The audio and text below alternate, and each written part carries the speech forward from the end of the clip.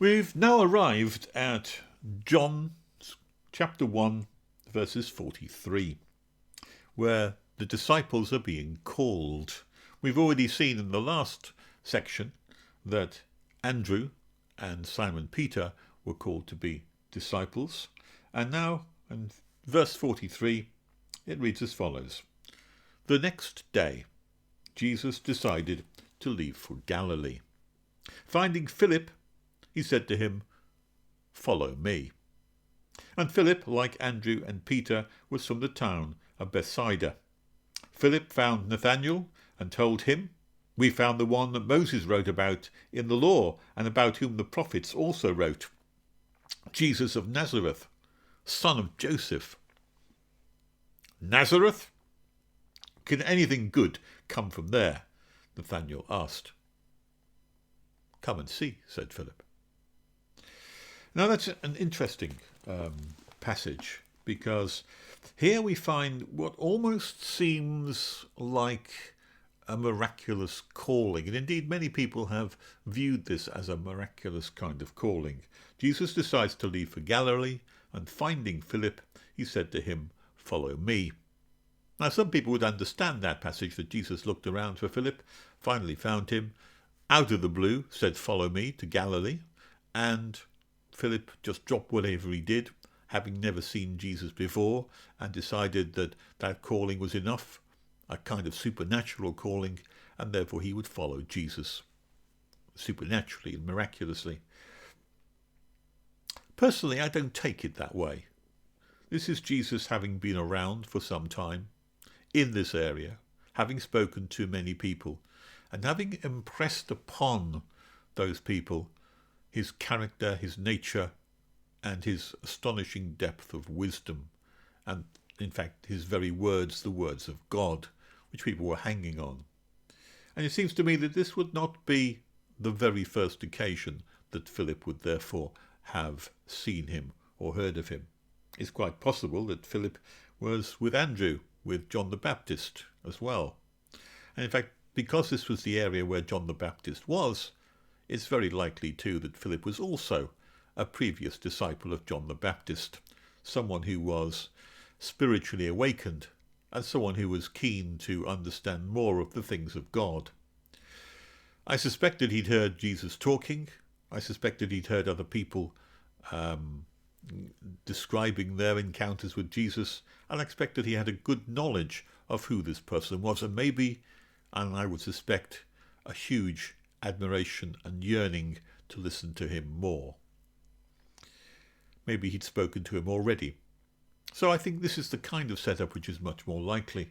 And in fact, that kind of suggestion that a more natural explanation, when it's available, is probably better than a supernatural explanation, is a kind of principle which I often operate with here. It's a kind of an Occam's razor principle, whereby if you have a natural explanation which will do, you don't need a supernatural explanation to insert into the narrative. The natural explanation is often the preferred one, because very often the natural explanation will give you a greater insight into human nature and what's really been going on. And the thing which this gives you an insight into is really one important thing which we've missed out here. And that is the charismatic character of Jesus Christ. You know, there are very, very few people who you get so impressed with that if they called you to follow them, that you would leave whatever you were doing and you would go and follow them. You would only do that with the most exceptional person who you felt was the very word of life himself, someone whose following would be absolutely essential to carving out a direction for your own life. That's the kind of relationship which is being spoken of here. And very few people have that magnetism and that charisma to be able to influence people in such a clear-cut and powerful way. But clearly, Jesus had that influence. It would take only a few moments for people to realize that this was someone rather special. This was someone who was way beyond anyone else that they'd ever met, and that his character, his words, they were powerful and spiritually invigorating, something which was quite unusual amongst all the teachers which they'd ever met. Someone who spoke with authority, someone who commanded respect, someone who commanded more than that, but commanded worship and adoration for the way in which he spoke. I've never actually met someone with that level of charisma in my life, though I've been around for a bit, except for maybe one or two people who have had this kind of animal magnetism. I remember there's one guy in Hyde Park who had quite a following, a guy called Paul Hunt, who was remarkable in the way in which his charismatic personality enveloped disciples of himself, for himself, so that many people followed him wherever he went to listen to what he had to say. And he would spend a lot of time talking around old books or Nietzsche or the Greek philosophers and bringing those to life and pointing out life lessons for them. Nothing, of course, on the same level here as Jesus Christ, who would have been 1,000 times more commanding. But nevertheless, having a small insight into that gives me a much powerful insight into how it can be that Jesus can just say to Philip, "Follow me," and he gets up and he goes. Philip, like Andrew and Peter, was from the town of Bethsaida, and Philip found Nathaniel. Now, clearly, this is a friend of Philip's who no doubt they'd had spiritual conversations, and already Philip knows that Nathaniel is someone who is keenly spiritual, looking for a closer relationship with God. These are godly people, spiritual people who have conversations about that, and they know for certain that if you were to meet this guy, Jesus, you would be overwhelmed by him and what he says. So, Philip finds Nathaniel, not out of the blue, but because he knows him as a close friend, and tells him, "We found the one that Moses wrote about in the law, and about whom the prophets also wrote, Jesus of Nazareth, son of Joseph." In other words, they're identifying him as a real live person walking around as someone who has been spoken about 1,000 years ago by Moses and by the prophets as well. Now, this is an astonishing identification to say that the person that we are expecting is in this bodily form of Jesus. He must have been such an impressively powerful figure to be able to make people think that that was so of him. The words he spoke, the wisdom that came from him, the words of God that came out of his mouth must have been intensely impressive and commanding, and more than anything else that anyone had ever heard. You cannot just think that of any person. There has to be someone of remarkable stature and note and authority. And he actually names him. He names him as Jesus of Nazareth, which is a town up north, the son of Joseph. Nazareth? Can anything good come from there? Now here's Nathaniel demonstrating his knowledge of the scriptures, because he knows that the Bible does not declare that Nazareth is the place where the Messiah will come from. Bethlehem maybe, and those kind of places which are mentioned in the scriptures are clear, but Nazareth is not mentioned as the place where the Messiah will come from. So how can you identify this Jesus who comes from Nazareth as being the Messiah, the one that Moses wrote about? He never wrote about Nazareth. So how can anything good come from there? How can the Messiah come from there is what he's basically saying. Can anything good come from there? Rather plain speaking, rather open, rather blunt in the way in which he speaks. And he dismisses Jesus on the grounds of his origin. Philip has a very wise reply, which is not to try to argue the case, well, you know, Nazareth isn't that bad. Rather, he simply says, "Come and see." Now, the implication for that is, if you see the person of Jesus, you can make your own mind up, and you will be impressed no matter where he comes from.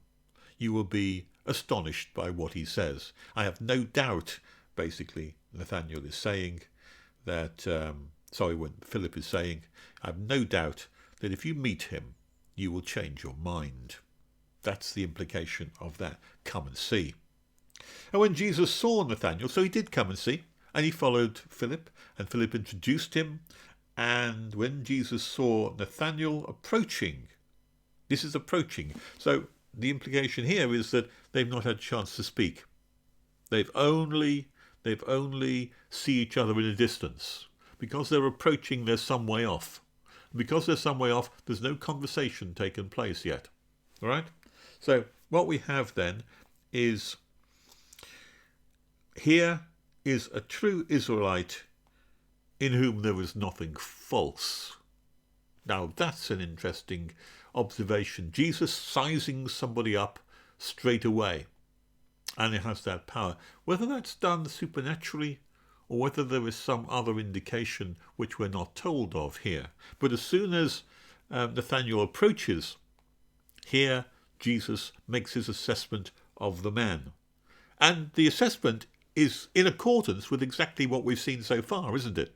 Because Nathaniel was outspoken, clear-cut, told the truth, said what he thought, didn't hide his ideas or thoughts with subtleties and innuendos and those kind of things. No, he spoke out. Can anything good come from there? Don't believe it, is basically what I'm saying. I speak as I find. So Jesus said, here's a true Israelite in whom there is nothing false. By that he means, this is not the kind of person who says one thing and does another, or who says something to your face and says something else behind your back. No, here's a man who's blunt and outspoken and says what he thinks. And that's what he means by nothing false. It may well be that Jesus had some knowledge of Nathaniel. It may be that Philip had actually said, I'm going to bring Nathaniel to see you. You'll find him good and proper. He's a person who is worth speaking to. And Jesus said, bring him along. So there may well have been some previous discussion about that.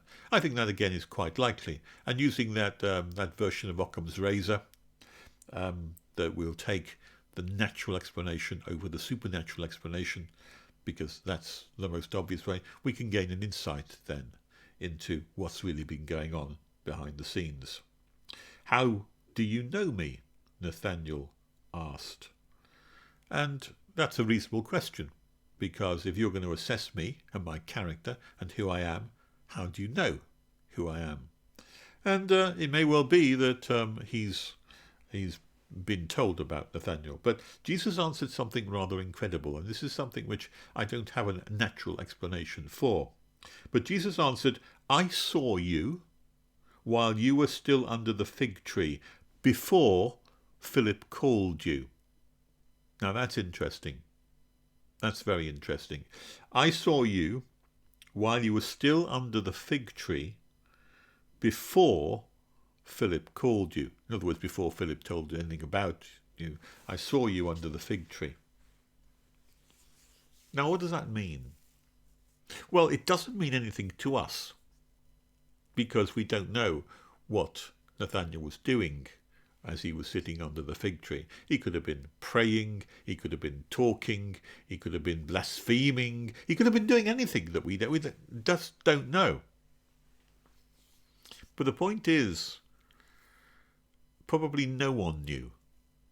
No one knew what Nathaniel was doing under the fig tree, except for one person, and that was Jesus.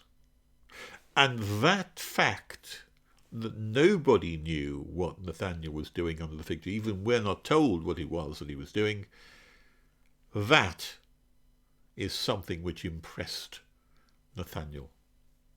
Because whatever he was doing, he must have been alone. Entirely alone. You can imagine it may have been prayer to God, but it would have been something which would have been significant. He wasn't just sitting there resting. He was doing something deliberate, because to say that I saw you while you were still under the fig tree before Philip called you suggests that there was something happening here that Nathaniel was doing or undertaking while he was under the fig tree. And Jesus knew about that in a way that nobody else could. Now here my Occam's razor of the supernatural or the falls away, because I cannot think of any natural explanation for that. And so I now have to turn to the supernatural explanation. And the supernatural explanation is that Jesus could see Nathaniel even though he was far away, beyond vision, beyond sight, and had an insight and a knowledge of what was going on in Nathaniel's life at that time. As a consequence of that declaration that Jesus saw Nathaniel doing something, saying something, being involved in something or other, which nobody else knew about, because presumably Nathaniel was on his own, Nathaniel declares, that is incredible. I find that impossible to believe. I've heard a lot about you, Jesus. I've heard a lot about you from Philip. He claims that you are the Son of God, that you are the Messiah, that you're the one spoken of. But here I see for myself that what you've just said to me is impossible, unknowable. No one else could have known what I was doing under the fig tree. And so Nathaniel declared, Rabbi, you are the Son of God. You are the King of Israel. Now, just as bluntly as he spoke earlier on, can anything good come from Nazareth, where he dismissed Jesus, he now flips 180 degrees and accepts him as the King of Israel and the Son of God. In other words, the titles which Moses and the prophets had spoken about in the Old Testament, which Nathaniel doubted, he now thoroughly and completely accepts, simply through that one astonishing statement that Jesus made. Now, that's quite incredible, but it must have been an incredible thing for Nathaniel to understand. It must have been a supernatural event for him to be able to make that declaration. There's no way that Nathaniel understood this to be, oh well, Philip's told you something about me. And in fact, Philip couldn't have told you something about him because Philip wasn't there. This was before Philip came. Nobody knew what Nathaniel was doing. Nobody knew it. Not even us. And it doesn't matter that we don't know. What does matter is that Jesus knew it in some way in which nobody else could. Jesus said, you believe, in other words, you believe I'm the Messiah, you believe my claims as to who I am, the Son of God, because I told you I saw you under the fig tree.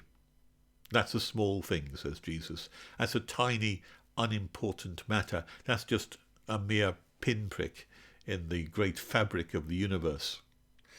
And he added, you shall see greater things than that. In other words, if you follow me, then your astonishment and your amazement will be overwhelmed by the things that are taking place in my presence. You will see greater things than that. And of course he sees the whole ministry of Jesus right even up to the crucifixion and the resurrection. And I think that the resurrection, the crucifixion and resurrection is already in Jesus' mind at this point, where he says you will see greater things than that. And in fact he tells you, I tell you the truth, you will see heaven open and the angels of God ascending and descending on the Son of Man. That's an astonishing statement, and it's something which I think has a reference to the idea of God's ownership of Jesus Christ and of the relationship of God to Jesus. When you have the heavens opened, and when you have the angels of God descending and ascending, there is a kind of direct communication, a direct link between Jesus and heaven and Jesus and God. And that is something which is being spoken of here Whether he literally means that you will see angels moving up and down throughout, I'm not so sure about. In fact, I think it may be a powerful metaphor here for saying that you will be able to see that I, the Son of Man, I, Jesus Christ, have direct access to heaven, and my communication with God is like one-to-one. I am with God and I am God. So those things are, those powerful statements here which are being made, is not so much a statement of visual impact or visual miracle, but rather a statement of personhood, of authority, of communication, of link with heaven itself. And that's the nature of this character, Jesus, who attracts all of his disciples to himself. Well, that brings us to the end of chapter 1, and we'll move on next time, hopefully,